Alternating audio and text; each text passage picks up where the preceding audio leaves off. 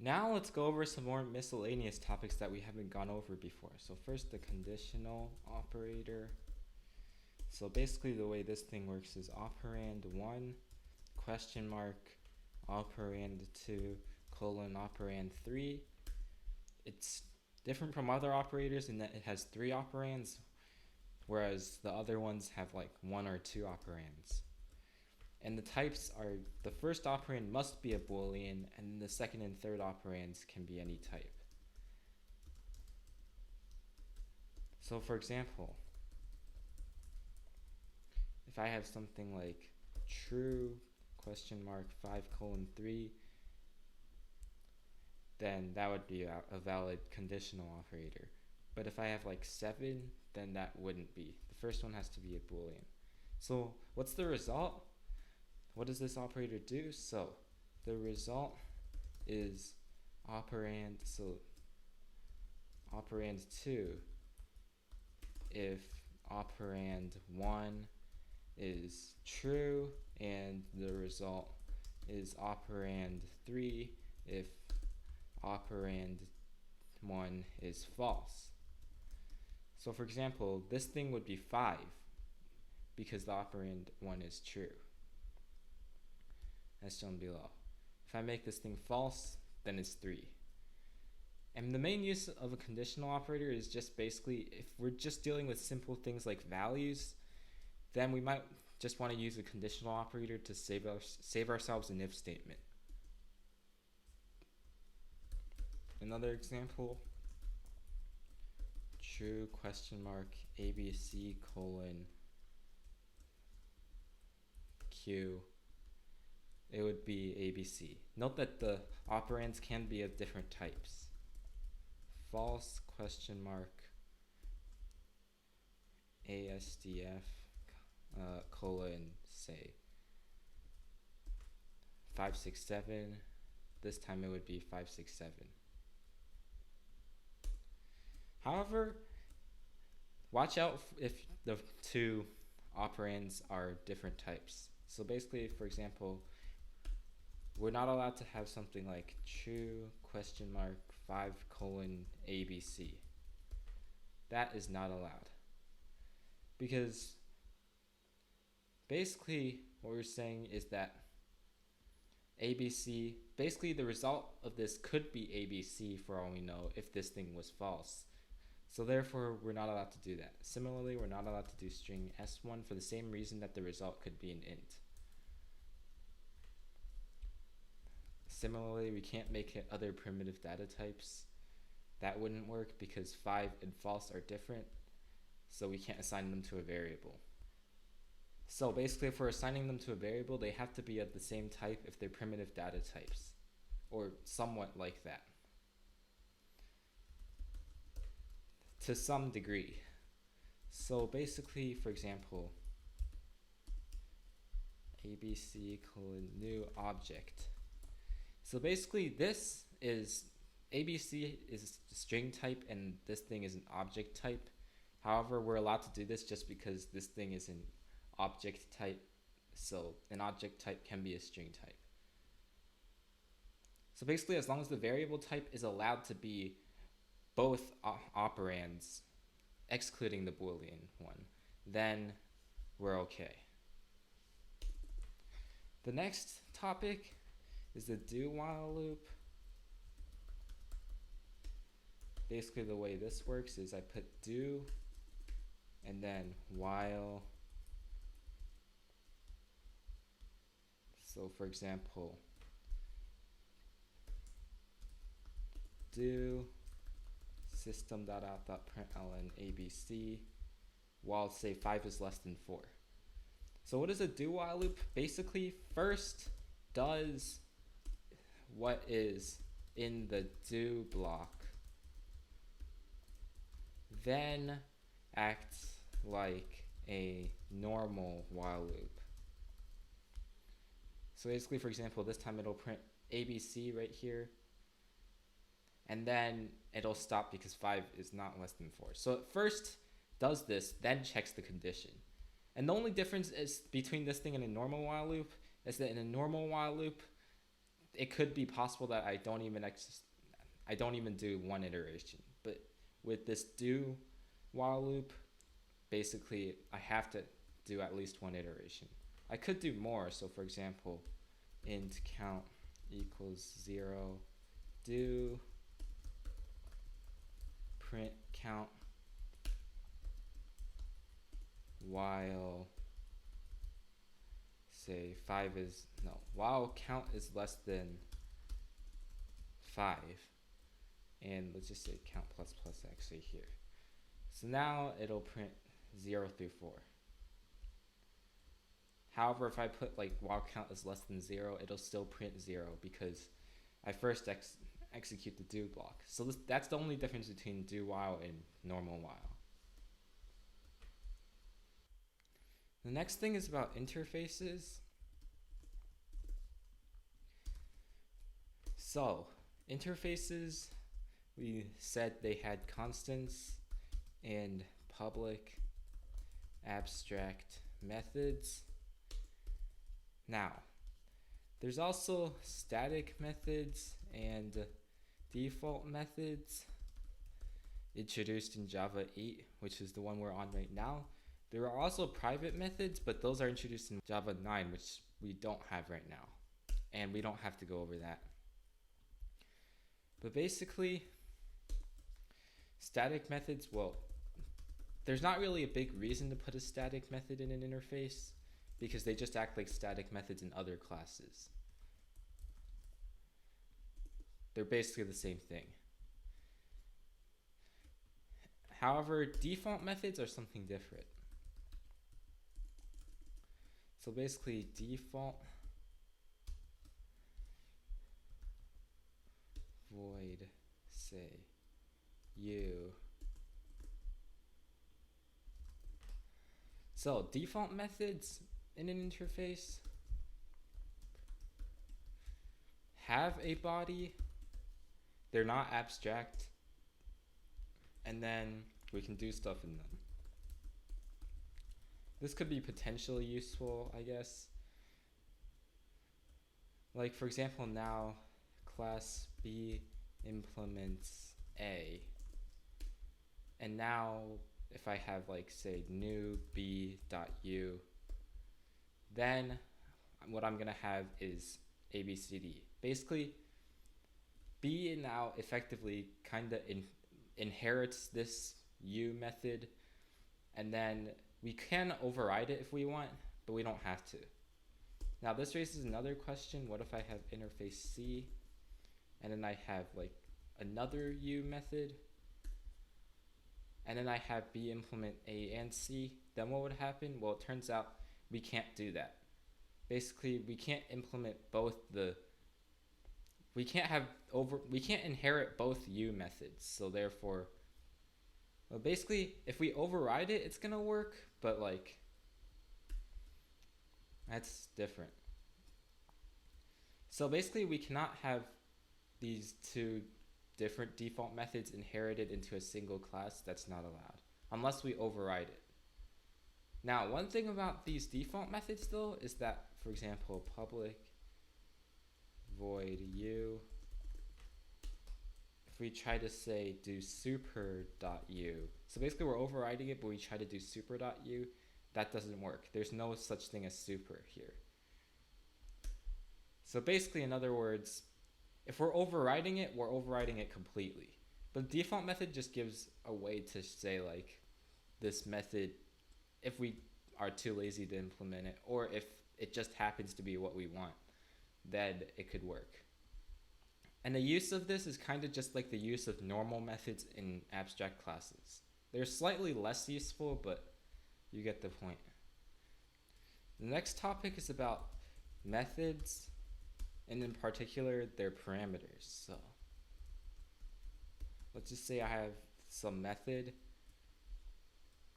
I can have, say, variable arguments. That's what this is called. So basically, let's just say I have this. And basically, as a parameter, this ... thing is treated as an array. So for example, we can do stuff like that. and it'll work. Or even like say a.length. So multi-args. And the way we call them is slightly different than an array though. The way we call them is just by directly using arguments. So for example, this time it'll print 1 because I only passed in 1 argument. 5, 7, 8.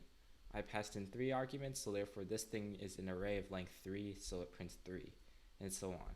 I can also add additional parameters. However, they cannot be after the ... thing. We cannot have that. Instead, they must be before the ... thing. The ... thing must be the last argument or parameter, and that also means that basically the ... thing, there can only be one of these ... things in a method as a parameter.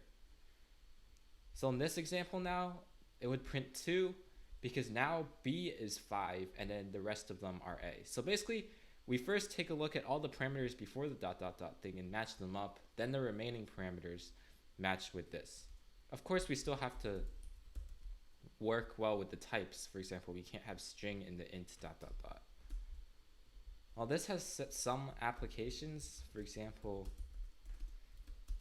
max. Let's just say we want to find the max of some stuff, some integers.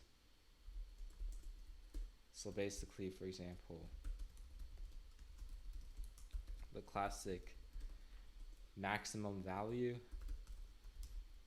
method. A can be treated just like an array in the method. So max equals math.max max comma I, or if I is greater than max, then max equals I, then return max. And now I can have stuff like, if I print max of 587.8, max of 587.93, now it's 9.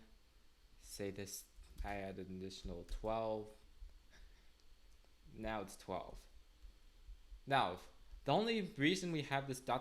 is so it's easier to pass things as as arguments. Because otherwise I would have to create an array, which might be slightly more annoying. The next thing is about nested classes. So we can actually nest classes, and basically there's some uses to doing that. So let's just say I have a class C1 that has, say, some instance variables. Or some, actually let's make them static variables for now. And now we have a class C2 that basically could do stuff. Now let's make this class a static class for now. And then let's just say public C2 system.out.println x. Basically, one main use of nested classes is that the inner class can access all variables in the outer class, even though that they may be private, just because this inner class is technically still inside of the same class. And now, how do I access the class? Well, or an object of that class? Well, since this is a static class, we're only dealing with that right now. For now, we can have stuff like, by the way, this public is different from a normal public class because it's inside of another class. So then now we just do something like C1.C2, basically the outer class dot the inner class. And then then we do our normal stuff. And in this case, the constructor just prints 5. There can be other uses, but that's what this thing does. We could also have, like, for example,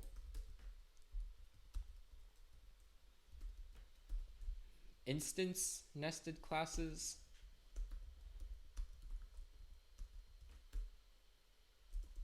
So this one's not static. So let's just say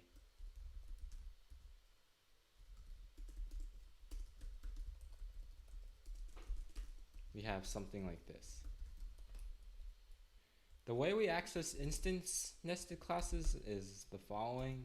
So we have something like this, except we can't just do new C1 not C3 because, well, it's simple. This C3 is an instance class, so we can't have that. It's not a static class. Now, how do we do this actually? Well, we can have, say, a C1 object. Then I just have like C0.new. And then C3. Something like this. Now, this is just, you can do that. And to access it from inside here, so let's just say in our constructor, or in some method, let's just say, notice this thing is an instance method. I want to create a new C3. Then I can just directly access it because I'm already in the instance. Now this thing isn't super important, especially the instance classes, but you may use that later. The static classes though is more relatively straightforward, and you should be able to know that. It's not that hard to do. And again, if we create a static class in the same class, then we are able to access it. And the last thing for this lesson is the Java API. So you should basically, if you end up programming in Java in the future and you do stuff more than just basic stuff, then you might want to look at this. So I'm showing the Java 8 API because I'm using Java 8, basically this link. And basically, how do we do this? How do we use this thing? Well, basically, for example, let's just say I forgot what methods scanner has. I go to java.util and go all the way to scanner right here. And now all of a sudden I see all its constructors, and plus if I click here, it shows more details. I can see all its methods, which again can show more details below if I click on it. And stuff like that. Another way I can search for the class in the API is literally just go through it in this alphabetical order list right here. You could also do that. Sometimes it takes longer, but if you scroll fast, you could use this bar as well, and we would be able to get the same thing. And we could also go through this packages thing. So for example, java.lang, and now all of a sudden I have this thing right here where I get to see all of that. So for example, and it even categorizes it into, for example, interfaces, classes, which are normal classes, enums, exceptions, and errors, and annotations. But don't even worry about annotations, that's something else. Errors is just something like exceptions. And yeah.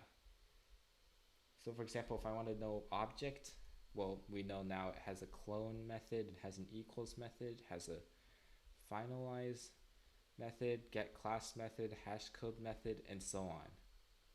And of course, it has the toString method. Basically, we can search for it there. Now, again, when using one of these things, we need to import. So for example, import scanner if we want to use scanner. If we want to use random, import random. If we want to use both scanner and random, I could use two import statements. However, I could also use import java.util.star, which means now I import every single class in java.util.star. Now, actually though, I could use no import statements and still use scanner. How do I do that? Java.import util.scanner sc equals new java.util.scanner. New java.io.file a.txt. And of course, we would still need to say throws java.io.file not found exception.